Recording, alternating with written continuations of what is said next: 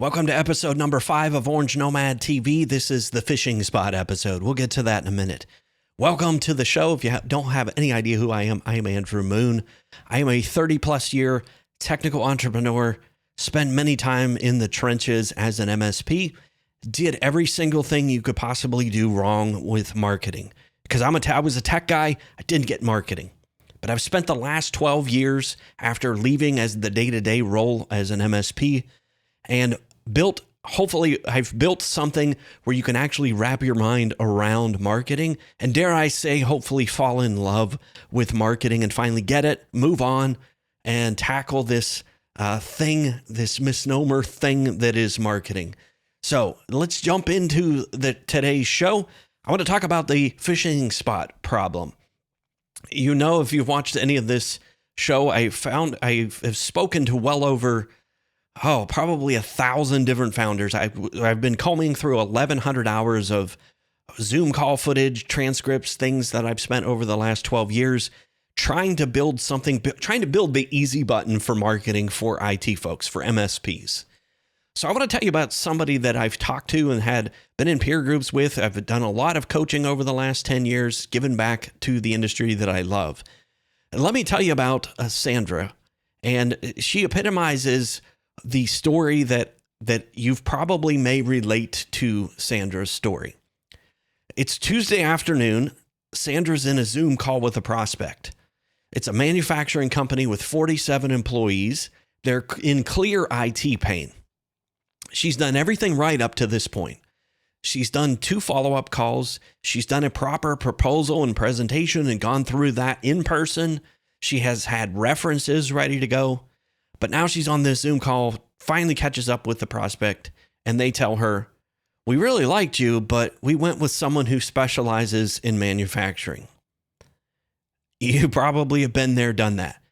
I've been there and done that. But Sandra's been running her MSP for 11 years. She's supported some manufacturers. She's supported law firms, dental offices, accounting practices, nonprofits, a car dealership, a yoga studio once. She is genuinely good at all of it. And she just lost a deal to someone who was only good at one of those things. And that drove her nuts. And perhaps that you've been there. And here's the part that stings. The competitor that she lost the business to was not better at IT. Sandra knew that. The prospect probably knew it too. But the competitor had a website that said IT for manufacturers on the homepage. They had a case study from a manufacturer on the homepage. They had a referral from someone in the same supply chain. Sandra had a website that said, "We provide IT support for businesses of all sizes." Businesses of all sizes. The boldest thing that you can say to the market is nothing. Sandra called me about 6 months after that happened. She was on that call. She had actually lost 2 more deals the exact same way. Different verticals, but the same reason. So we decided we were going to sit down and help her pick out a vertical. Now, she fought me on this idea of picking a vertical for about 30 minutes. Then she stopped fighting, and then we started building together. And that's what I want to show you today, how we did that. We're going to talk about the fishing spot problem, why generalism feels safe, what a real vertical looks like, and the signal that comes from picking a lane. Let's jump in. So here's the mental model for this episode. You probably saw it on the thumbnail for this episode. There's a lake. Everybody knows about it. If you're into fishing, which I am not these days, but I was as a kid, every weekend fisherman in the county knows about this spot where it's great fishing. They all show up at the same spot every Saturday morning, hoping to catch some fish because that's where their buddy told them to go. And they all stand there, lines in the water, wondering why they're not catching anything. Now, meanwhile, there's a guy on the other side of the lake. Nobody knows about the spot that he's in. There's no trail to it. You actually have to want to find the spot that he's in. Now, he catches fish every single time. And that's the MSP market. The crowded bank on the other side is the general IT support market. We fix computers, manage your network and handle your help desk, cybersecurity, backups, disaster, all the stuff. That's where every MSP is standing, shoulder to shoulder, competing on price because there's nothing else to compete on. The quiet spot on the other bank is your vertical. What actually happens when you pick a vertical is not what most MSPs think happens. They think they're giving up on something. I certainly was and fought this for 6 years when I ran my MSP. But what actually happens is you stop being one of 40. You start being the only one. That's not a smaller market. You still have the same amount of people in the market where you're serving. But then it becomes an uncontested contest. And that is the power of picking that vertical market. Now, I've had this conversation a lot with MSPs. I ask them, who's your ideal client? And I usually get something like small to medium businesses. I ask them what industry. Any industry. Yep. Anybody can write me a check. And then I get start to keep digging. If you had to pick one, and then they pause, and you can watch the fear come up. It sounds like skepticism. It sounds like objections, but it's fear. What if I pick wrong? Picking wrong is reversible. Picking nothing is not. You can always change the niche market. You can change the vertical. It's uncomfortable for about a quarter and then it's done. But staying generic compounds itself. And I know what you're saying. What if that vertical dries up? Pick a vertical that's been around for 50 years and will be around for 50 more. Dental, legal, financial, manufacturing, healthcare. What if I turn down a great client? You won't.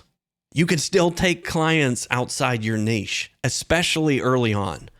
But niching your market doesn't mean niching your operations. And that right there is key. Let me repeat that. Niching your marketing does not mean niching your operations. And that distinction matters. You're not turning down revenue. You're making it easier for the right revenue to find you. Niching your marketing doesn't mean niching your operations. It means niching your positioning. You're not closing the door on anyone. You're just opening a specific door and standing clearly in front of it. That's the big difference. So let me make this a little more concrete for you. The one that doesn't work. We specialize in small businesses with 10 to 15 employees, 10 to 15 computers, whatever it is. That's not a vertical. That's a size range. And it tells a prospect nothing about whether you understand their world. A dental practice with 15 employees, a manufacturing company with 15 employees have almost nothing in common from an IT standpoint. There's different compliance requirements, different software ecosystems, different security posture. The one that works is we specialize in dental practices across the Southeast.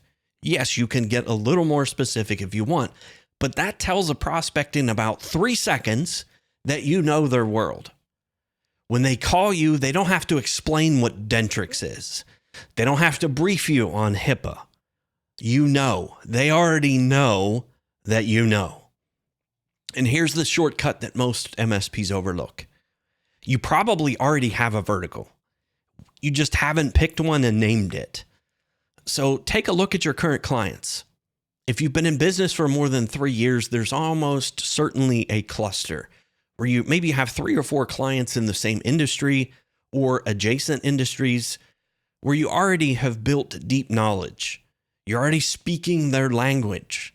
You just haven't led with it. Your vertical isn't something that you choose from a menu. It's usually something you discover in your own client list. And for me, that certainly happened. Started looking at our client list, started looking, hey, we got a few attorneys, we got some property management companies, a lot in property management. That's what we actually started with. My best client who stayed with us all the way through the end was a property management association. And there were a lot of clients that came from that vertical market. So all I had to do was look at my customers and my client list. It was quite easy to pick out niche markets and decide we want to go straight at those. Everything that we did for marketing spoke to attorneys, property management companies. We had some nonprofits and some manufacturing being here in the Midwest. But here's what happens on the other side of that decision. It doesn't mean you got to blow up your world. All you do is you change your headline on the homepage. You write one case study for that niche market. You update your LinkedIn. You start posting about the specific IT challenges that that vertical faces. And something shifts. The referrals start going vertical too. Because now your existing dental clients get asked by their colleagues for an IT recommendation, and you're the obvious answer. The sales cycle gets shorter. We all want that, especially in the MSP game, because we're not spending the first half of every discovery call educating the prospect on what we do and helping them to get that we already know about their problems. They already believe that you get it. And that also affects your pricing. Your pricing power goes up because specialists command specialist rates. And the MSPs who are specific in verticals are commanding higher multiples for the exact same services that you probably are offering right now. So let me tell you about what happens with Sarah in a second. And this is what happens when being the signal, what that means. And that's the step one in our 3Cs framework. It's not about being louder. It's about being the clearest, most credible option for a specific buyer. Sandra didn't get better at IT. She got better at being findable to the people whose IT she was already best at. 12 months into her new positioning, she was getting inbound leads from dental offices who found her through referrals inside that vertical. People who never would have found her before. Because before, she wasn't anything in particular. Now she's the MSP for dental. That's what the fishing spot gives you. You're not in a smaller lake. You're the only one on that bank where it actually works. So let's move to our keeping the lights on, and then I'll show you the components of what make up a vertical market, an ideal client profile. So I'm going to switch over and tell you a little bit about how we keep the lights on around here at Orange Nomad. As I've mentioned at the top of the hour, I specialize in helping MSPs. That is my mission, is to help you solve the problems that I wasn't able to solve, to give you the marketing system that I wish I had in 2008 when all the referrals dried up. That's what I build. So on orangenomad.com, if you want to grade your marketing, see how you're doing right now, just click on the Start Here button, and you can walk through in about less than 5 minutes. You can go through and take our assessment. It is 18 questions in total, takes about 3 minutes. You get a grade at the other side of it, and we'll actually email a grade to you as well. Then you can decide whether or not, hey, do you want our help fixing those things, and getting a plan together? So that is our plan here, my foundation plan here. I build you a 90-day plan based upon where you're at, what vertical markets, the gaps in your budget, and I deliver that through a private plan page within 5 business days. Most times we can do this in less than 48 hours. So I map everything that you do to the framework. We help you with that, your signature hook, your ideal client profile, a month by month action checklist. I'll give you the whole checklist, and I'll show you that in a second, what that actually looks like. I break down budget, give you KPIs, and I include 30 days of our 3C Launchpad marketing execution platform. And that is all delivered like this. So you get a full detailed plan just for your company. We give you the too long didn't read version, and I walk through, given my 30 years of experience doing this, I walk you through every single thing, a snapshot of your business, your website, your LinkedIn, your data. Compile the assets you have in place, give you critical gaps, and then I give you 5 things to do in the first week that will get you a long way from where you're at right now. Then we break down month by month. We walk through all the things to get that built out for collect leads, convert clients, create fans. Again, budget breakdown, KPI targets, they're all there. And as I mentioned, you get access to our 30-day access to our launch pad. And that is this. It is a platform where you can start executing and building these things out in real time with help that I wish I would have had. So on your dashboard, here's the 5 things I ask you to do in the first 7 days. Here is the entire roadmap of where you're at, along with all of those action items from your plan built straight into the dashboard. You can start working immediately. All of your KPIs here. And here's the caveat here. We also have all of the 30 years worth of my brain, the 3 C's framework. This isn't watch a bunch of videos and try to figure it out. That didn't work for me, and it probably hasn't worked for you. So we go through. Here's step number 1. Here's your perfect customer profile. Here's your perfect customer message. And better yet, I have a coach, an AI coach specifically built for the 3 C's framework that helps walk you through all of these. So if I want the industry that I'm in, I just ask coach, hey, help me write my industry, and AI goes to work. And again, this isn't hallucinating on other data. This is built specifically on the 3 C's marketing framework, taking into consideration what works, what doesn't work, and the 30 years of experience I have in the IT industry. So again, AI builds this out. And it takes all of the information we've gathered from your plan, so you're not starting from ground zero. It plugs everything into the plan into the builder from that plan.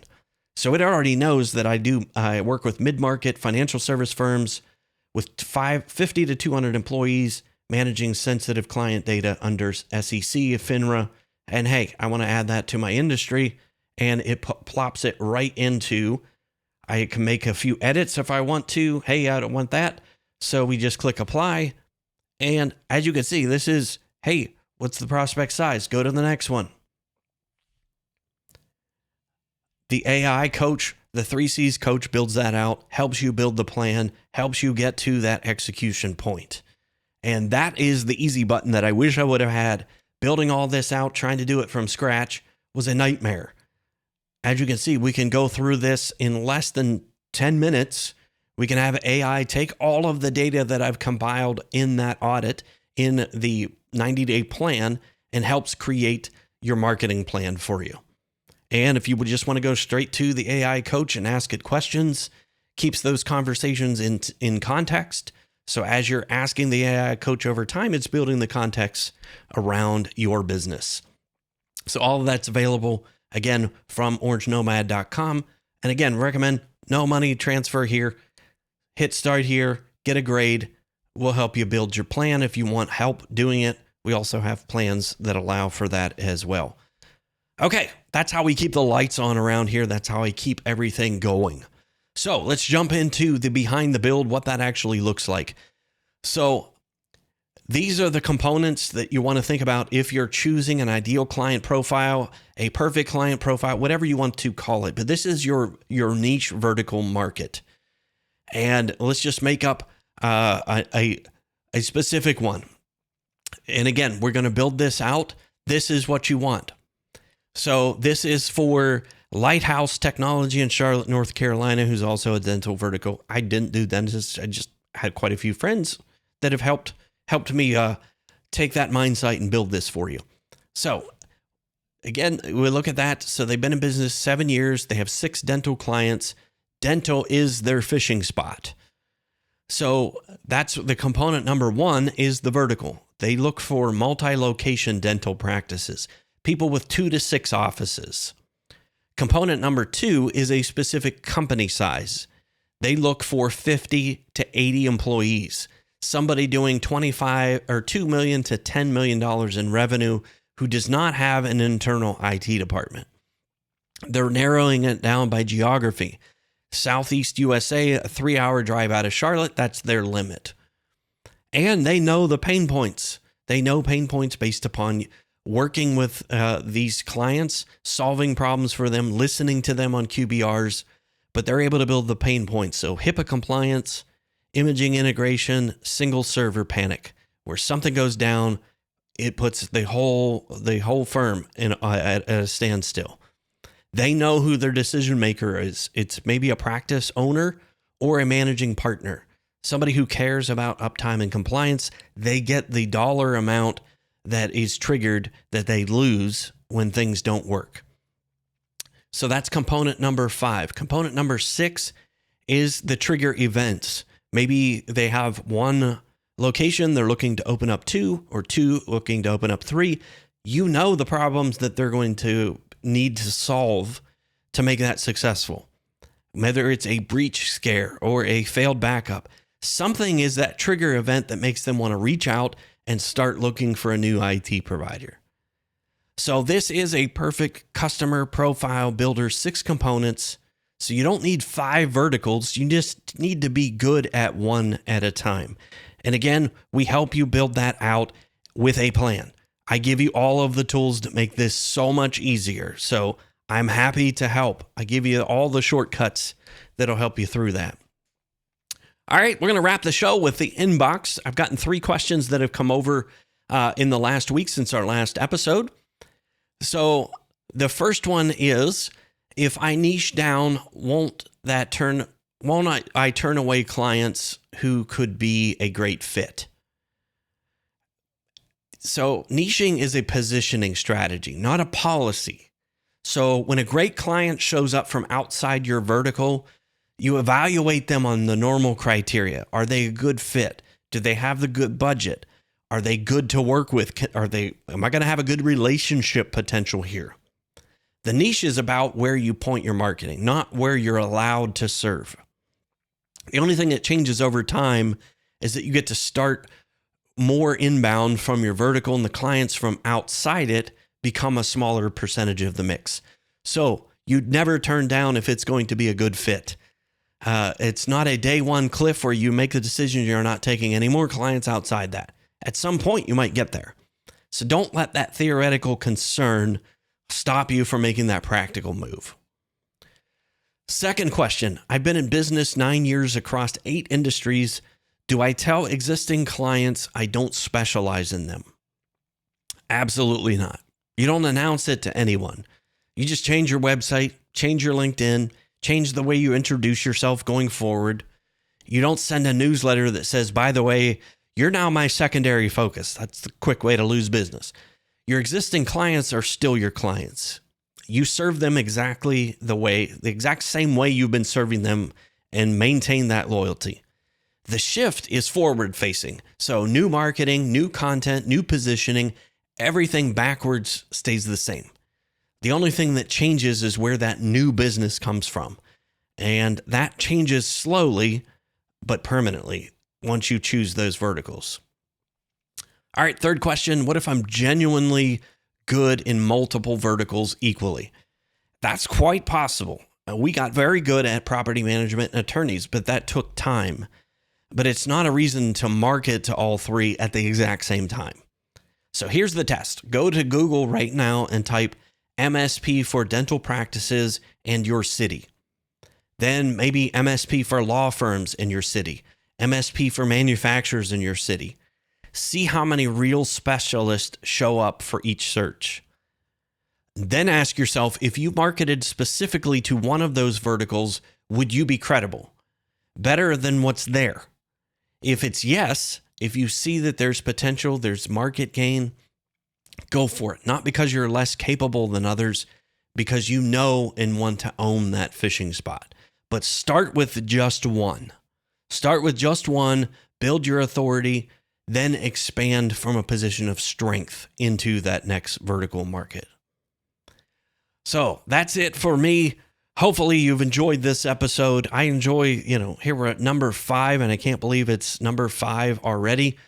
So here's your move between now and next week's episode. It's very specific. Do this before you close your laptop today if you happen to be watching this, or put your phone down. Pull up your client list, all of them, sort by MRR, look at the top 5, and ask 3 questions about each one of them. What industry are they in? What's their employee count? And what problem did they hire you to solve? Write it down, actual pen and paper if you can. And when you're done, look for the pattern. There's almost always a pattern where you see 2 or 3 clients in the same or adjacent industries, maybe consistent client size, a recurring problem type. That pattern that you see, that's your fishing spot. You don't have to commit to anything today. Just find it, name it, write it down on a piece of paper. Because next week we're moving on to step number 2, and everything we do in the double take phase starts with this. Find the pattern this week. If you want me to turn that pattern into a professional ideal client profile, that's the first thing we do in that 90-day action plan. Link is in the comments, orangenomad.com. Thanks for watching this episode. I appreciate all of you who continually to watch. Give me the likes and thumbs up and subscribe. I very much appreciate it. And I will see you on the next episode.